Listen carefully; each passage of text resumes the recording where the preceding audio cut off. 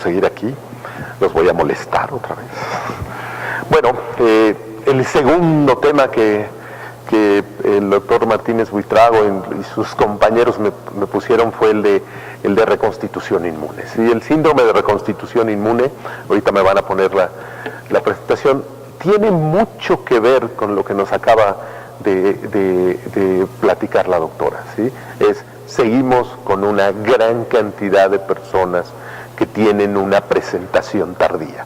Y mientras tengamos pacientes con presentación tardía, tenemos mucho más riesgo de desarrollar este síndrome, del cual, como se asocia a esa presentación tardía, déjenme decirles, si abarca más países de recursos limitados, es interesante, pero todavía tenemos muchas preguntas de este síndrome, muchas más. Hay muchas más preguntas, ¿sí? Muchas más preguntas que respuestas, y eso es lo que voy a tratar de decirles, ¿sí?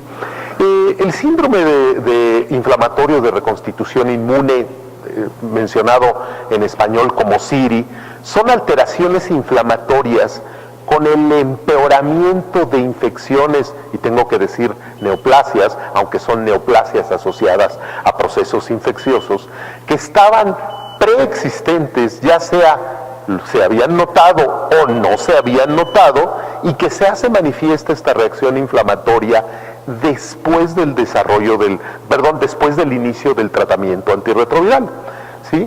Esto es, paradójicamente, es un signo de buena respuesta, y es terriblemente difícil explicárselos a los pacientes. ¿Sabes qué? Tu tratamiento está funcionando muy bien, tu carga viral va para abajo, o ya es indetectable, tus CD4 han subido maravillosamente, y sin embargo estás desarrollando este problema, ¿sí? En general, muchos de estos síndromes ocurren en forma autolimitada, pero pueden ser muy graves y ocasionar la muerte. Si ustedes los clasifican así en forma muy sencilla, el síndrome de reconstitución inmune se clasifica en dos formas. El que ven en la parte de arriba, que es la forma paradójica, y en este caso se trata de infecciones que ya fueron reconocidas, que ya tenían o habían tenido tratamiento, ¿sí? Que lo tienen tal vez en este momento, se da el tratamiento antirretroviral y hay una presentación de esta infección, representación de esta infección o deterioro de esta infección, ¿sí? Y esta presentación, que se llama como tal paradójica, tiene que hacerse con un diagnóstico diferencial de lo que ven ustedes ahí junto. Es decir, no será toxicidad del tratamiento antirretroviral o del tratamiento que se está utilizando para esa infección oportunista. Sí, no habrá un deterioro de esa infección oportunista porque el tratamiento no es adecuado, ¿sí?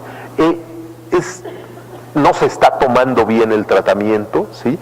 Y la parte más importante es que hay que descartar desde luego que no vaya a ser otra infección nueva, y nos quedamos, viene con tuberculosis, seguro que es tuberculosis, ¿no? Y no necesariamente. La otra presentación es un paciente que inicia su tratamiento y desarrolla estas manifestaciones, y lo que estamos viendo es una nueva infección oportunista que tal vez no fuimos capaces de detectar, pero que a la vez que se llama la forma desenmascarante, ¿sí? Pudiera ser que estamos viendo, ¿sí?, algunas infecciones oportunistas que se están agregando porque la inmunodeficiencia aún persiste, ¿sí? Entonces son estas dos formas de presentación. Una parte muy importante de esto es que desde luego que se van a presentar con etiologías diferentes, y me interesa que vean el primer renglón. En general, la recaída paradójica son antígenos que ahí estaban, algunas veces ya solo son antígenos, patógenos no viables, y viene la respuesta inmune y hace una tormenta de citocinas, ¿sí? Mientras que la desenmascarante no la hemos tratado, no la hemos encontrado, en general, y digo en general, se relaciona con patógenos viables. Y ahí tienen algunos ejemplos de cómo se ven frecuentemente esto en la paradójica para tuberculosis, para criptococo, y la desenmascarante muy claramente de la leucoencefalopatía multifocal progresiva.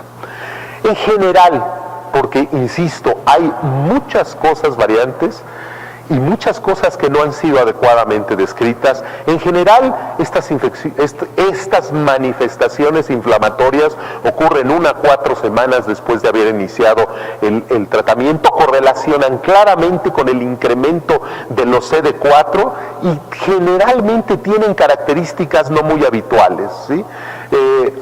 Formación de granulomas, extensa de granulomas, líquidos cefalorraquídeos demasiado inflamatorios, muchas lesiones en resonancia magnética que son mucho más intensas que lo que estamos acostumbrados a ver, diseminación rápida del sarcoma de Kaposi. Y cuando hablamos de patogénesis, todo el mundo se atreve a decir, pero nadie tiene realmente todavía la razón. Lo que sabemos es que hay un problema de una mala regulación inmunológica que en general implica que las células T reguladoras no proliferan rápidamente, ¿sí? Mientras que las células efectoras específicas de antígenos son las que proliferan. Y este desequilibrio en donde hay mucho más respuesta TH1 genera esta tormenta que produce estas manifestaciones. Desde luego también no olviden que habrá cierta predisposición individual porque hay polimorfismos genéticos de citocinas y de varios mediadores proinflamatorios que son diferentes entre cada individuo. ¿Sí? Vean, por ejemplo, en este estudio pequeño de 7 pacientes con tuberculosis que hacen un síndrome de reconstitución inmune, y lo que demuestran es que hay una gran infiltración, aquí lo pueden ver, esto se hace a través del seguimiento de biopsias, una infiltración masiva de células CD4 de memoria, y esas son las que van y establecen esta respuesta inflamatoria tan marcada, La frecuencia es muy variable, pueden ver ustedes muchos reportes en esta revisión que es un metaanálisis, lo que se ve desde 96 hasta 2009, 54 cortes, lo que pueden ver es que hay hasta 40% de los pacientes presentan este síndrome de reconstitución inmune, y ahí ven algunas frecuencias: retinitis por citomegalovirus 37%, 20% meningitis por criptococo, leucoencefalopatía multifocal progresiva, tuberculosis, herpes zóster, Kaposi. En este otro estudio, en donde se reporta una frecuencia de 23%, es un estudio pequeño, la parte importante es que empezamos a ver los factores predictores. 1, edades menores al inicio del tratamiento, pero el más importante es un porcentaje de CD4 basal menos del 10% y una relación CD4-CD8, y esta que a veces no le prestamos mucha atención, menor del 0.15. ¿Sí? Empezamos a ver entonces ahí algunos de los factores que generan esta respuesta. Ahora, ponerme a discutir ahorita en estos 17 minutos que me quedan, cada uno de los factores, cada una de las presentaciones es extremadamente difícil. Entonces traté de hacer así un collage de todo, ¿no? Entonces, por ejemplo, Mycobacterium avium intracelulare generalmente empieza entre 1 y 12 semanas, generalmente implica linfadenitis e infiltrados pulmonares. Citomegalovirus puede ser con foco ocular, con retinitis y vitritis, en general en los primeros 2 meses, y puede haber uveitis, edema macular, papilitis, hasta 4 meses después. Tuberculosis generalmente empieza entre 1 a 6 semanas y básicamente con las presentaciones muy típicas de tuberculosis. Herpes zóster es otra presentación que vemos, de repente se prende el herpes zóster y uno dice, pero ¿por qué si ahorita es cuando le estoy dando tratamiento? Meningitis por criptococo en los primeros hasta 8 meses, ¿sí? Con signos meningios, con gran pleocitosis a nivel de líquido cefalorraquídeo, leucoencefalopatía multifocal progresiva, con gran infiltración de células inflamatorias a nivel del sistema nervioso central, y neumonía por neumocistis girovesi con datos de falla respiratoria. Vean cómo, si uno compara diferentes presentaciones de CIRI, las frecuencias son muy diferentes. No se alcanzan a ver bien los datos, pero esta es tuberculosis y esta, la que se deba más, es sarcoma de Kaposi, la de más frecuencia en esta serie, sarcoma de Kaposi visceral. Ahora, otros patógenos, aunque ya mencionamos neumocistis girovesi, herpes simple, hepatitis B, parvovirus, Bartonella, linfomas no Hodgkin, son otros, molusco contagioso, son otros de los patógenos que se pueden asociar al síndrome de reconstitución inmune. Y algo que poco prestamos atención y que sí también ocurre, son enfermedades autoinmunes. Vean, por ejemplo, incluso en forma muy tardía, estamos hablando de 21 meses, enfermedad de Graves, ¿sí? Con un promedio de CD4 al inicio de 10. Fíjense cómo estaban realmente inmunológicamente afectados, tardíos, ¿sí? Y algunos otros autoinmunes como sarcoidosis, ¿sí? Que también se presentan en forma tardía, hasta 3 años después, y que realmente no pensamos que sea un síndrome de reconstitución inmunológica, ¿no? Factores de riesgo, ya sabemos. Los CD4 están muy bajos, los CD4 suben rápido y la carga viral baja rápido, ¿sí? Entonces, pacientes que tienen viremias muy altas y que viene la bajada de la carga viral, tienen un factor de riesgo para este síndrome. En el caso de tuberculosis, vean, en este estudio hay datos interesantes, pero el que más significancia tiene es la delta del porcentaje del CD4 basal, es decir, qué tanto porcentualmente aumentó. Y vean, aquellos pacientes con CIRI aumentó 11%, ¿sí? Que en este caso para CIRI presentado con tuberculosis, ¿sí? En general, factores que se asocian a CIRI, otra vez, acá abajo lo que les mencionaba, la relación CD4-CD8, ¿sí? Al principio, vean cómo los pacientes que tienen este fenómeno tienen esta relación muy baja.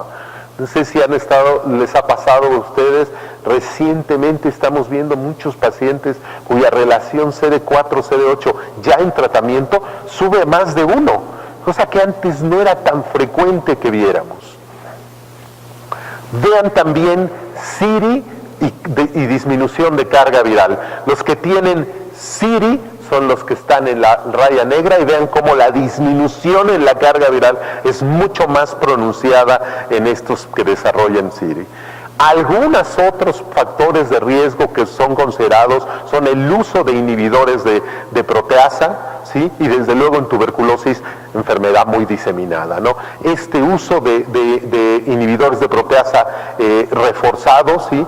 Por un aumento intrínseco del uso de los inhibidores de proteasa de las citocinas. Y desde luego, viendo las curvas, baja la carga viral así, lo primero que se le antoja a uno pensar es los inhibidores de integrasa, obviamente se van a relacionar con esto. Y sí, hay estudios que nos demuestran, como la cohorte Athena, que nos demuestran que sí, el uso de inhibidores de integrasa tiene una mayor frecuencia de CIRI. Sin embargo, hay algunos otros estudios que no han corroborado necesariamente esto. Criterios diagnósticos, olvídense. Criterios diagnósticos, todo mundo trata de establecer criterios diagnósticos y son tan variables y tan diferentes que no hay una estandarización. Se han tratado y de hecho hay dos estándares de criterios diagnósticos, ahorita les voy a mencionar uno de ellos, uno para tuberculosis, otro para meningitis por criptococo, pero en realidad son muy específicos para esas dos patologías y en general, si tratamos de decir criterios diagnósticos en general de CIRI, diríamos menos de 100 células CD4, en tuberculosis pueden ser cualquiera, una buena respuesta virológica e inmunológica, ¿sí? Clara asociación, entre comillas, porque ya vieron las autoinmunes hasta dónde se iban, clara asociación entre el inicio del tratamiento y las manifestaciones inflamatorias, y algo muy importante, exclusión de otras causas, porque a veces viene alguien todo inflamado del lado que sea y dicen, es CIRI, ¿no? La primera es CIRI, es en muchos aspectos debemos de pensarlo, pero es de descarte. Esta es, por ejemplo, las categorías que se saben, los criterios diagnósticos que se utilizan para CIRI por tuberculosis. Y vean, hay una parte para el CIRI paradójico, ¿sí? En donde tenemos que hay un diagnóstico y tratamiento previo de tuberculosis, hay lesiones recurrentes, aunque puede haber también lesiones nuevas, en general menos de 3 meses del inicio del tratamiento, esa es la frecuencia, duran en promedio 2 meses y en general se autolimitan bastante. Y obviamente los criterios también para la desenmascarante, ¿no? Vean aquí una tuberculosis desenmascarante, no hay nada en la placa de tórax antes del inicio del tratamiento y después se ve claramente un infiltrado pulmonar. Aquí una parte que tenemos que pensar, y esto me dejó reflexionando desde ayer en unas presentaciones, pero la doctora Celi ahorita en su presentación sí, es muy bueno en muchos sentidos el tratamiento rápido. Hay claros datos de que el tratamiento, el mismo día que llegó el paciente y se hizo el diagnóstico, es excelente. Ojo, cuidado con los pacientes que están muy avanzados, porque se nos puede pasar algo y nos puede venir, ya nos pasó un CIRI desenmascarante, tuberculosis intestinal, se perfora y se acaba. Entonces cuidado, hay que tener también colmillo e investigar bien a nuestros pacientes, sobre todo los que están muy avanzados, ¿no? Otra presentación, no es raro que al paciente le damos tratamiento y le sale un ganglio, se le absceda, se supura. Ahora, ojo, hay varios diagnósticos diferenciales, traté de poner algunos interesantes. Reacción de hipersensibilidad a Abacavir, que para mí ha sido extremadamente raro ver, ¿sí? Resistencia al tratamiento de la infección, pobre adherencia al tratamiento de la infección oportunista de la que estamos viendo, progresión de esta infección oportunista, nueva infección oportunista, toxicidad farmacológica, ¿sí? Hay muchos diagnósticos diferenciales, ¿sí? Bueno, el manejo. Muchos de estas presentaciones son autolimitadas, ¿sí? Se pueden resolver en semanas, se recomienda el tratamiento estándar para la infección oportunista, pero una cosa que es muy importante y por eso está en negrita, así subrayada, es no paremos el tratamiento antirretroviral, porque lo único que vamos a hacer es lo paramos, probablemente mejoremos algo la respuesta inflamatoria y luego cuando lo volvamos a utilizar la volveremos a tener. Alguien ha utilizado antiinflamatorios no esteroideos, desde luego drenaje de abscesos, escisión de nódulos inflamados, esteroides inhalados en caso de broncoespasmo y otras alteraciones inflamatorias a nivel pulmonar. Y cuando es grave, y ahí el problema otra vez, hasta dónde es grave, hasta dónde no es grave, se recomienda el uso de esteroides con los equivalentes o con misma prednisona, 1 a 2 miligramos por kilogramo, y se calcula de 1 a 2 semanas en esta dosis y luego desescalarlo. Bueno, a veces nos hemos tardado 1 año en poder desescalarlo y seguimos sin poderlo hacer. Les cuento un caso, que todavía tengo un poco de tiempo, les cuento un caso de un paciente con meningitis tuberculosa 4, con gran arteritis, ¿sí? Casi 4 meses de tratamiento antifímico cuando nos llega a nosotros cultivo negativo, le empezamos el tratamiento antirretroviral y es un CIRI terrible. Llegó a utilizar, para que ustedes me crean o no me crean, 1.300 miligramos de prednisona para poder controlar la respuesta, la respuesta inflamatoria, ¿sí? En el caso de CIRI por tuberculosis, como el que les estaba diciendo, el uso de corticosteroides disminuye la concentración de varias de estas citocinas, lo cual ayuda a la resolución de este proceso. Y una parte importante de tratar de prevenir el CIRI es seguir algunas de las guías que nos dicen cuándo empezar en relación a una infección oportunista que tenemos, cuándo empezar el tratamiento antirretroviral. Y aunque hay varias indicaciones que no me detendré, hay algunas que son importantes, como la de Mycobacterium tuberculosis, en donde se dice que se inicie 2 semanas en pacientes que tienen menos de 50 CD4, 2 semanas después del tratamiento antifímico, y 8 semanas en pacientes que tienen CD4 más elevados, y en meningitis criptocócica, en donde sí debemos de retrasar el tratamiento al menos 2 semanas, y si es posible a veces hasta 10 semanas. Una parte que a veces tomamos poco en consideración es que el CIRI como tal, estas manifestaciones, por más que le explica uno al individuo, es bueno, no pasa nada, pues resulta ser que sí afecta a la adherencia, porque pues, qué tan bueno es este tratamiento que me saca un ganglio, ¿no? Y la mortalidad, que en global, ¿sí? En global es básicamente el 4.5%, siendo una parte importante la mortalidad asociada a tuberculosis. Quiero mencionar alguna diapositiva que yo creo que la dejé en oculta.